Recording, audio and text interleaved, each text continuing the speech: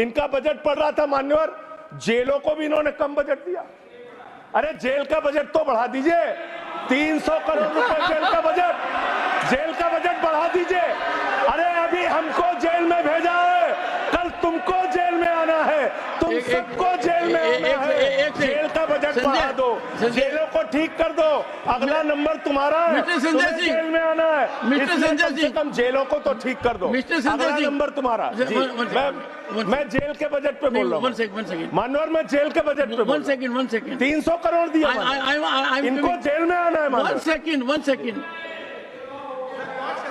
सदन के नेताजी से मैं अनुरोध करूंगा कि ये बहुत मार्मिक अपील है जेल का बजट बढ़ाने के लिए, और इस पर आप गौर फरमाइए। धन्यवाद सर, धन्यवाद सर। ठीक है ना, धन्यवाद सर। एक पृष्ठभूमि भी है मान्यवर, इसका ध्यान रखा जाएगा। में इन्होंने न्यायपालिकाओं के लिए जो बजट रखा वो नाकाफी है।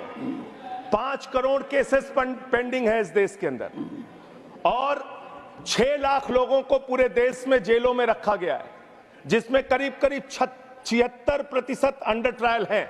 इसका मतलब आपका मकसद न्याय दिलाना नहीं है, आपका मकसद किसी मामले की सच्चाई तक पहुंचना नहीं है, आपका मकसद है पकड़ पकड़ के एक एक व्यक्ति को जेल में डालना। आपने दिल्ली के मुख्यमंत्री को, जिनकी शुगर 36 बार 50 से नीचे जा चुकी है, आपने दिल्ली के मुख्यमंत्री को पकड़ के जेल में डाल दिया। नहीं मानवर, अब इनको बार बार मौका मत दीजिए, मुझे अपनी बात पूरी करने दीजिए। I am not yielding sir, I am not. आपने 2 बार काम हैबिट बना लिया इन्होंने सर। दिल्ली के मुख्यमंत्री को सर इन्होंने पकड़ के जेल में डाल के रखा, दिल्ली के शिक्षा मंत्री को इन्होंने 2 साल से जेल में रखा, दिल्ली के स्वास्थ्य मंत्री को इन्होंने 2 साल से जेल में रखा। आप एक एक विपक्ष के नेता को पकड़ पकड़ के जेल में डालते हैं। हेमंत सोरेन को मुख्यमंत्री को जेल में आपने रखा, संजय रावत को जेल में रखा, अनिल देशमुख को जेल में रखा, सबको पकड़ पकड़ के आप जेल में रखते हैं। बंगाल के 3 मंत्रियों को आपने पकड़ के जेल में रखा। आपका मकसद ट्रायल कराना नहीं, न्याय दिलाना नहीं, आपका मकसद हम लोगों को पकड़ के जेल में रखना है।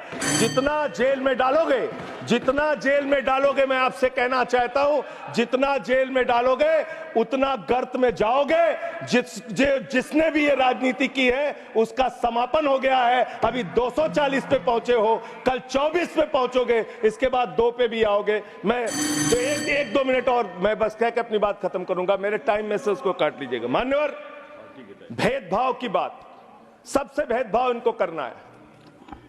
मुसलमानों से भेदभाव, सिखों से भेदभाव, ईसाइयों से भेदभाव, दलितों से भेदभाव, पिछड़ों से भेदभाव, और अब राज्यों से भेदभाव, राज्यों से भी भेदभाव, महिलाओं से भेदभाव, राज्यों से भेदभाव। क्या भेदभाव किया सर इन्होंने? 2,32,000 करोड़ रुपए, 2,32,000 करोड़ रुपए दिल्ली के लोगों ने सरकार के केंद्रीय खजाने में टैक्स के रूप में दिया, जीएसटी और इनकम टैक्स के रूप में। बदले में हमको कितना मिलता है? 0। 9 साल से आप दिल्ली को बजट नहीं देते। पंजाब के लोग, बस मेरे में से काट लीजिएगा सर, 1-2 मिनट काट लीजिए, पार्टी के उसमें से काट लीजिएगा। पंजाब के लिए सर, पंजाब का किसान अपना खून पसीना बहा के खेत में गेहूं पैदा करता है, धान पैदा करता है। आपने 8,000 करोड़ रुपए पंजाब के विकास का पैसा रोक रखा है, विपक्ष के राज्यों का पैसा आपने रोक रखा है। ये भेदभाव क्यों कर रहे हैं आप क्यों कर रहे हैं? आप लिखते हैं राज्यों के विकास से देश का विकास है, ये आप राज्यों का विकास कर रहे हैं। एक एक करके टारगेट करके विपक्षी राज्यों के साथ आपने भेदभाव करने का काम किया। और अंत में कोई मुझे कह रहा था सारे बजट कम किए, शिक्षा के बजट को भी आपने कम कर दिया। मैंने इन लोगों से कहा शिक्षा से इनका कोई लेना देना नहीं है, शिक्षा से इनका कोई लेना देना नहीं। मान्यवर, क्यों लेना देना नहीं है? क्योंकि दिल्ली विश्वविद्यालय में मनुस्मृति पढ़ाने जा रहे हैं ये लोग। मनुस्मृति पढ़ाएंगे कि दलितों के, पिछड़ों के, जिनको आप शूद्र कहते हैं, अगर वो श्लोक सुन लेंगे तो उनके कान में पारा आप कैसे डालेंगे? ये पढ़ाई आप कराने जा रहे हैं दिल्ली विश्वविद्यालय में, ये पढ़ाई आप कराने जा रहे हैं। इसलिए मान्यवर, मैं आपसे यही कहना चाहता हूं, ये बजट हिंदुस्तान के किसान के खिलाफ है, ये बजट हिंदुस्तान के नौजवान के खिलाफ है, ये बजट हिंदुस्तान के व्यापारियों के खिलाफ है। ये बजट सिर्फ और सिर्फ मोदी जी के मित्रों के लिए बनाया गया है, मित्रों के लिए बनाया गया है।